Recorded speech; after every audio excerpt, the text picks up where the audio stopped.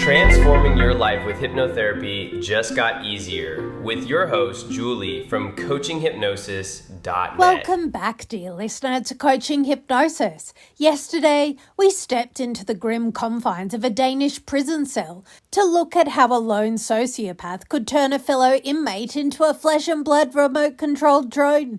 Today, we're scaling that exact same mind-bending concept up to the highest levels of global warfare, institutional funding, and Ivy League academia. But we aren't looking at an isolated criminal mastermind. We are looking at a highly distinguished Rhodes Scholar, the fiercely patriotic chairman of the psychology department at Colgate University, and an open consultant for the United States Department of War during World War II. Today, we break down the deeply unsettling legacy of Dr. George Estabrooks and his blueprint for the hypnotic super spy. To anyone outside the high-level psychological community, the concept of a Manchurian candidate, a deep-cover operative who's completely unaware of their own mission until a specific trigger word awakens an alternate personality, is dismissed as pure Hollywood fiction. It's comforting to believe that the human psyche has a built-in security firewall that prevents our very identity from being split in half for national utility. But Dr. George Estabrooks didn't just believe it was possible, he claimed he actually did it. Now, to understand Estabrooks, you have to understand the sheer, terrifying desperation of the era. This wasn't a man operating out of malice. He was driven by a profound wartime panic, operating during World War II and the darkest days of the Cold War. Estabrooks and his contemporaries genuinely believed that they were in a race against time. The fear was simple and stark. If Western democracies didn't crack the code on the human mind first, totalitarian regimes who had zero ethical boundaries would master it and use it to dismantle the free world. On campus, his students and colleagues knew him as a dedicated, brilliant, and deeply engaging educator. He saw himself as a pioneer protecting his country. But the methods he proposed, well, that's where the academic theories take a turn into the absolute sci-fi madness. Estabrooks didn't hide in the fringes of the occult. He wrote the definitive textbook Hypnotism in 1943 and openly posited to national media that the ultimate weapon of modern espionage wasn't a bomb, it was a hypnotically split human being. He aimed to theoretically induce a form of artificial disassociation in military personnel to create the perfect courier, a soldier whose conscious mind knew absolutely nothing, but whose subconscious safely held high-level military secrets behind an unbreakable wall of post-hypnotic amnesia. Today, we peel back the academic veneer of a clinical pioneer who looked at the human soul and saw a national defense asset waiting to be weaponized. To understand how Dr. George Estabrooks structured his theories, you have to look at the raw clinical mechanics of artificial disassociation. He didn't just walk up to random personnel and try and make them forget things. He understood that the human mind could be systematically fractured if you exploit the right psychological openings under extreme conditions. Estabrooks selected highly suggestible subjects, young, disciplined individuals primed to follow precise operational procedures.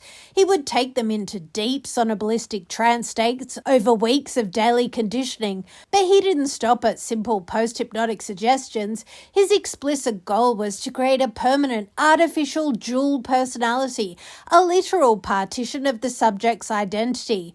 In state A, their everyday conscious reality, the soldier, was completely normal, low-level military clerk who knew absolutely no secrets. If they were captured or interrogated by enemy forces, they would genuinely have nothing to confess because their conscious mind was entirely blank.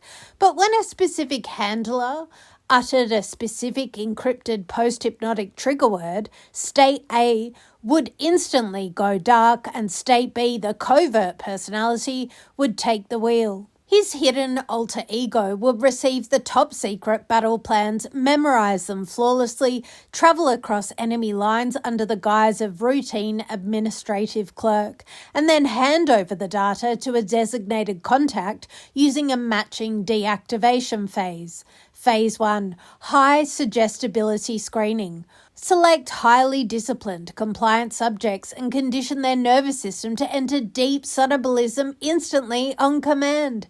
Phase 2. Artificial disassociation. Use intense, repetitive trance protocols to purposely fracture the mind, carving out a hidden personality B completely isolated from the conscious ego. Phase 3. The post-hypnotic trigger firewall. Let's look at the absolute sarcastic absurdity of what Estabrooks was casually bragging about to journalists in the decades following the war. He literally walked around telling the press the perfect spy is the spy who doesn't know he's a spy. He genuinely thought he had invented the ultimate high-tech biological filing cabinet. He convinced himself that an academic could just chop up a human identity, shove classified documents into the dark corners of the subconscious canvas, and that there would be absolutely zero psychological blowback or long-term systemic damage to that human being's nervous system. It is the absolute peak of mid-century clinical arrogance. If a psychology professor today stood up at a conference and said, "Hey, great news, we've figured out how to give people controlled psychiatric disorders so they can carry corporate mail without getting anxious," they would be stripped of their license before they could finish their PowerPoint presentation. But because Estabrooks wrapped his academic mad science project in the flag of wartime necessity, fighting against brutal dictatorships that threatened global freedom, his theories gained traction. He treated the human mind like experimental laboratory software, completely detached from the messy reality of human biology. As executive coaches and strategic hypnotists, we have to look past the wartime mythology and analyze the terrifying, real psychological levers Estabrooks was attempting to manipulate. He showed the world the extreme limits of what happens when the human mind is subjected to targeted academic fragmentation. The weaponization of critical faculty. Estabrooks knew that the conscious mind's logical gatekeeper could be completely starved out through repetitive, authoritative pacing. By embedding his commands under the heavy weight of clinical prestige and structural authority, he didn't just bypass the critical faculty, he completely paralyzed it.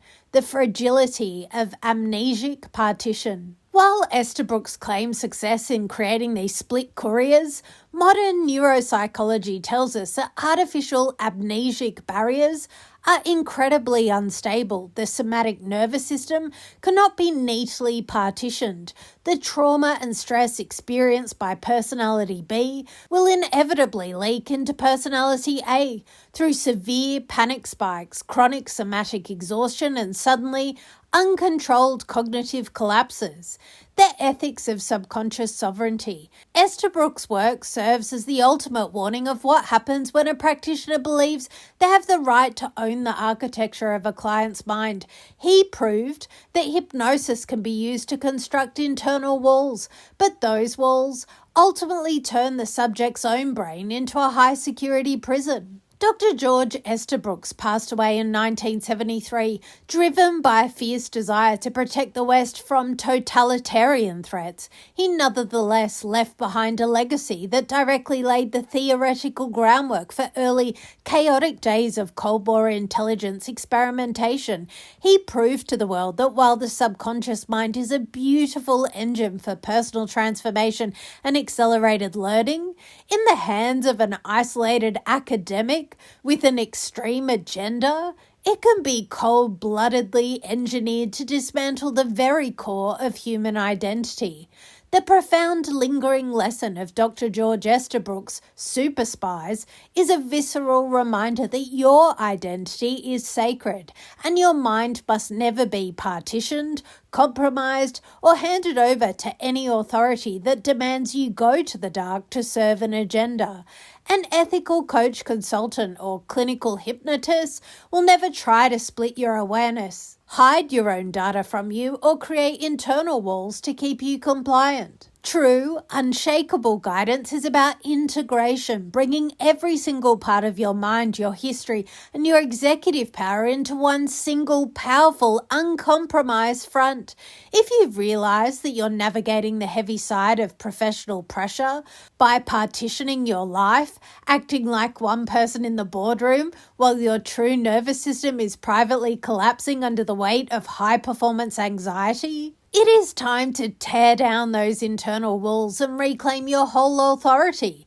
If you're ready to clear that cognitive noise, integrate your execution and lead your business with a completely unified, unburdened mind, I invite you to book your free 40-minute clarity call. Together, we will dismantle the external noise, ground your nervous system in absolute reality, and install a powerful, unshakable subconscious identity focused entirely on your true present sovereign power. Remember, aligned subconscious plus healed history equals unshakable leadership. Thank you for listening. Align your mind. Visualize your future. Grow your business. Mindfully yours, Julie.